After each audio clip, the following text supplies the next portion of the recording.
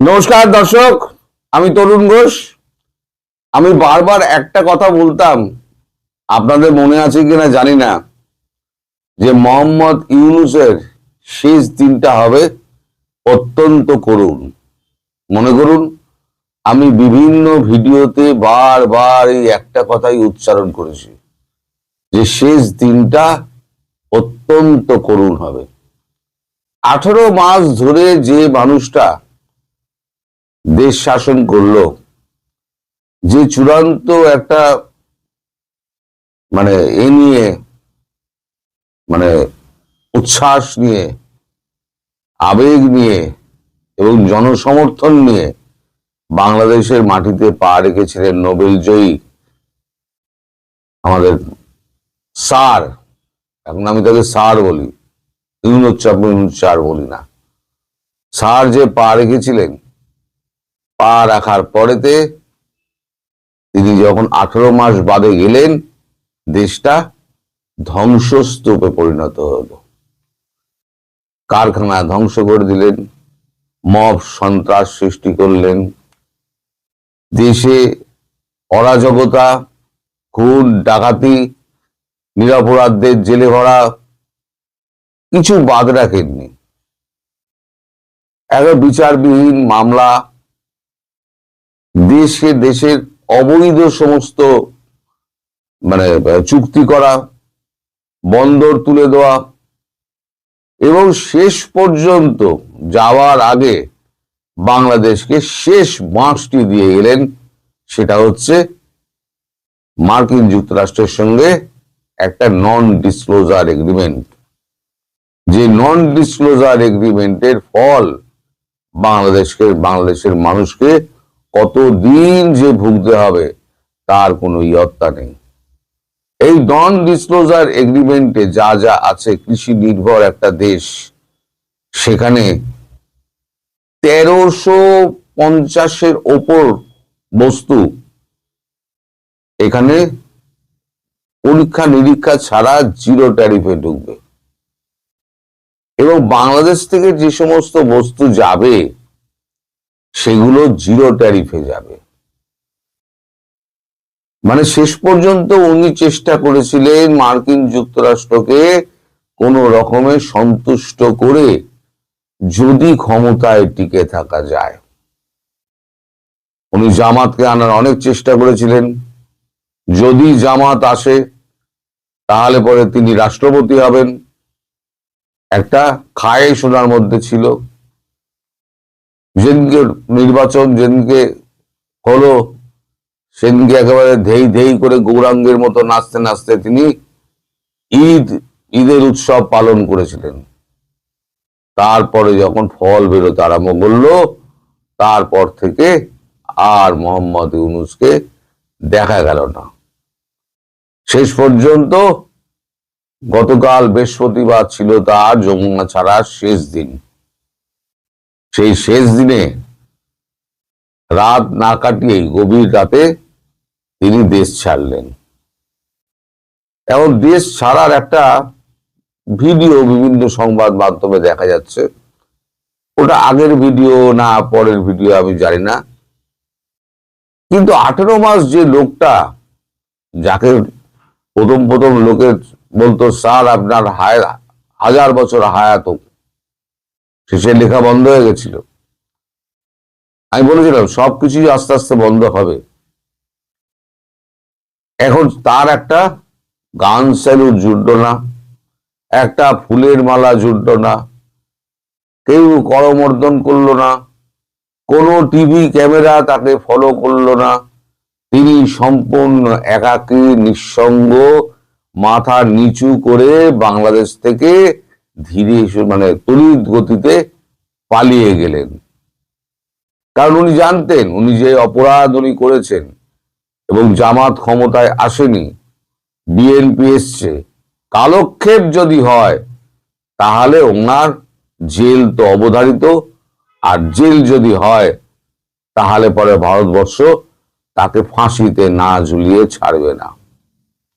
কারণ তারেক রহমানের সঙ্গে ভারতবর্ষের যে চুক্তি হয়েছে, সেই চুক্তি অনুযায়ী প্রথম আর কি শর্ত ছিল, ইউনূসকে হটাও এবং শেখ হাসিনাকে ফিরিয়ে এনে রাজনীতিতে তার অবস্থান পাকা করো।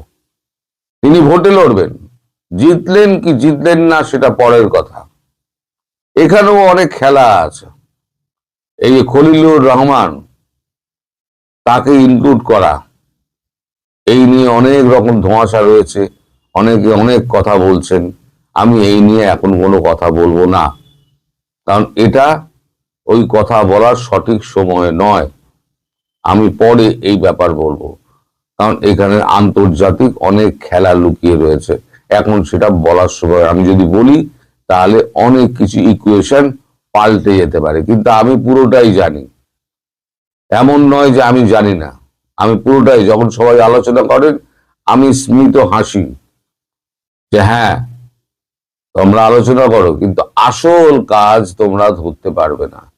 এই যে 18 মাস ধরে আপনারা যে বলতেন যে ভারত কিছুই করছে না, ভারত কিছুই করছে না, ভারত যেটা করেছে সেটা হচ্ছে পেছন দিক দিয়ে খেলেছে, সামনের দিক দিয়ে খেলেনি। পেছন দিক দিয়ে খেলে গণেশকে 18 মাসে উল্টে দিয়েছে। এ প্রসঙ্গে পরে আসবো যে এখন বাংলাদেশি হিন্দুদের জন্য একটা বড় রকমের চমক আসছে। এখনো সেটা মানে পুরোপুরি ঠিক হয়নি, তাই এ নিয়ে আমি সাধারণ মানুষকে ভুল বার্তা দিতে চাই না। আগে ঠিকঠাক হোক, তখন আমি বলবো যে বাংলাদেশের হিন্দুদের জন্য ভারতবর্ষ কি ভাবছে। একটা আপদ বিদায় হয়েছে, চোরের মতো বিদায় হয়েছে। এইবার যিনি বাইরে আছেন তাকে ভেতরে প্রতিস্থাপন করা এবং বাংলাদেশি হিন্দুদের যারা রয়েছেন, যারা অত্যাচারিত নিপীড়িত যারা এখনো রয়েছেন, তাদেরকে একটা কি করে বের করে আনা বা ওখানে তাদেরকে স্থিতিশীলতা এনে দেওয়া, সেই সমস্ত ব্যাপারগুলো নিয়ে এখন চিন্তা ভাবনা চলছে।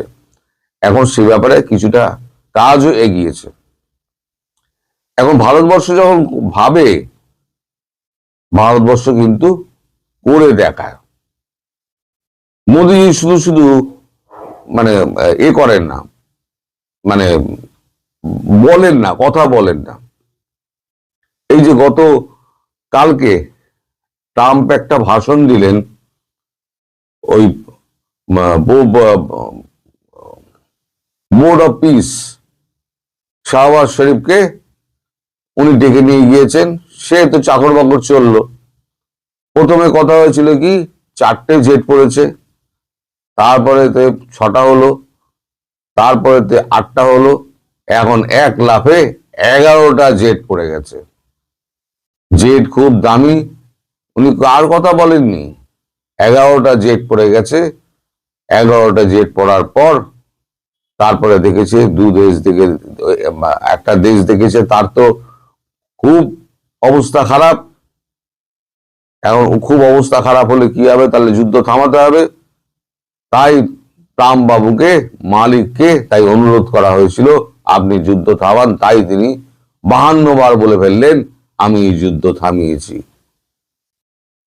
এই সমস্ত কাণ্ড হচ্ছে কেন জানেন? হচ্ছে একটাই কারণে, সেটা হচ্ছে তিনি 6 স্কোয়াড্রন F-35 বিক্রি করার চেষ্টা করেছিলেন মোদিজিকে, বন্ধু বন্ধু বলে ফোন টোন করে। একবারে মোদিজিও তার সমস্ত জবাব দিয়েছেন, দেওয়ার পর আসল কাজটি করে দিয়েছেন। 114টি রাফেল কিনে নিয়েছেন, চুক্তি করে নিয়েছেন ফ্রান্সের সঙ্গে। আর যেদিনকে চুক্তি হলো তার পরের দিনই উনি এই বাক্যটি ছেড়ে দিলেন যে আমাদের ভারতবর্ষ 11টা জেট আমাদের পড়ে গেছে, যদিও একটা জেটেরও পাখা পর্যন্ত ভাঙা দেখানো যায়নি।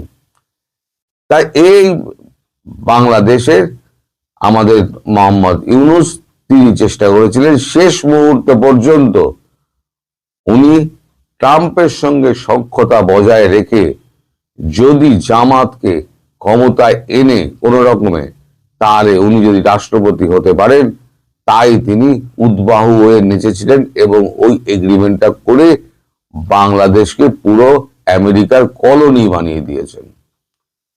এবার এই যে অবস্থার সৃষ্টি হলো, এখন কৃষি ক্ষেত্র থেকে সমস্ত মাল, দুধ থেকে কৃষি ক্ষেত্রের সমস্ত মাল দাম করে দেবে আপনাদের দেশে।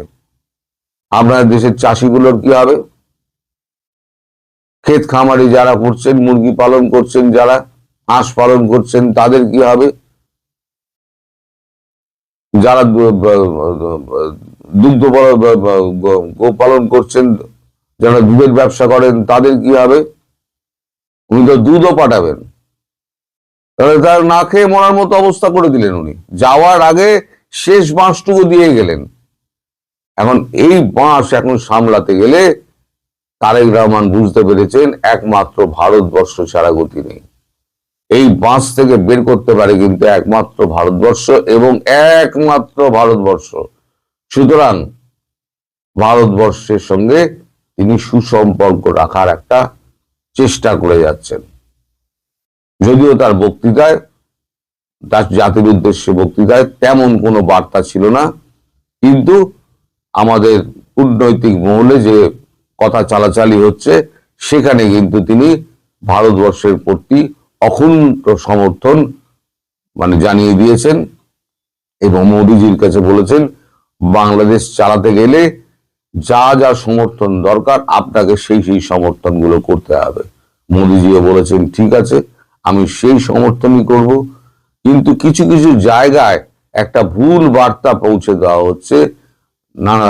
একটা মিলন ট্রাভেলার নাকি একটা আমাদের দেশে এখন ঘুরে বেড়াচ্ছে, সে বলছে খুব শীঘ্রই নাকি আমাদের ভিসাগুলো চালু হয়ে যাবে। ভিসা চালু হবে খুব সীমিত ভাবে এবং খুব অল্প দেখে, তাদের সমাজ মাধ্যমের সমস্ত ডকুমেন্ট পরীক্ষা করার পর অনেক লেট হবে। তারপর, কারণ এই শয়তানদের মতো, যেটাকে একটা ফেরানো হলো, এটা শয়তানদের মতো আরো শয়তান এখানে ঢোকার জন্য বসে আছে। তাদের কাউকে ভারতবর্ষ ঢুকতে দেবে না এবং কড়া নজর থাকবে। এখানে আমাদের যে সমস্ত ইমিগ্রেশন ডিপার্টমেন্ট রয়েছে না আমাদের ভারতবর্ষের বর্ডারে, সেখানে এখন আমাদের ওই এটিএস এর লোকজন থাকবে এবং এনআই এর লোকজন থাকবেন। তারা সমস্ত অ্যাপারেটাস নিয়ে গিয়ে তারা সমস্ত সমাজ মাধ্যমে তাদের স্ট্যাটাস পরীক্ষা করবেন। তারা গত 10 বছরের মধ্যে কে কি ভারত বিরোধী স্লোগান দিয়েছেন, ভারত বিরোধী বক্তব্য দিয়েছেন, সেই সমস্ত দেখে তারপরেতে ভিসা হবে। আর যদি দেখা যায় যে ভিসার কাগজ পড়ার পরেতে তার ওখানে ওটা পাওয়া গেছে, সেখানে একেবারে স্ট্যাম্প ধাব্বা মেরে দেওয়া হবে, no entry forever in Bangladesh, Bharatvarsha, India.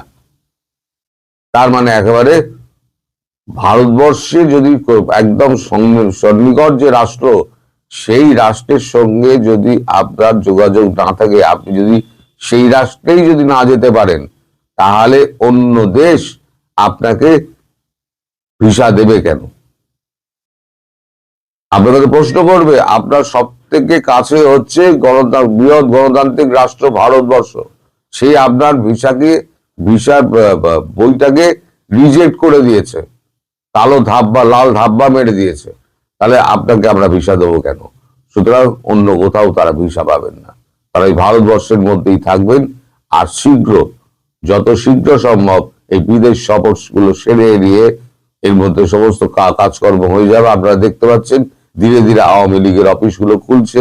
এবার আওয়ামী লীগ বেরোবে, তাদের কাজকর্ম শুরু হবে, শেখ হাসিনা দেশে ফিরবেন, তিনি রাজনৈতিক এতে অংশগ্রহণ করবেন, করে তারপরে দেখবেন একটা রাজনৈতিক স্থিতিশীলতা এসছে, তারপরে একটা ভোট হবে। কিন্তু তার আগে যেটা হবে সেটা হচ্ছে যখনই শেখ হাসিনা আসার মুহূর্ত তৈরি হবে, সেই মুহূর্তে দেখবেন জামাত এবং আমাদের এনসিপি মিলে একটা দাঙ্গা শুরু করবে।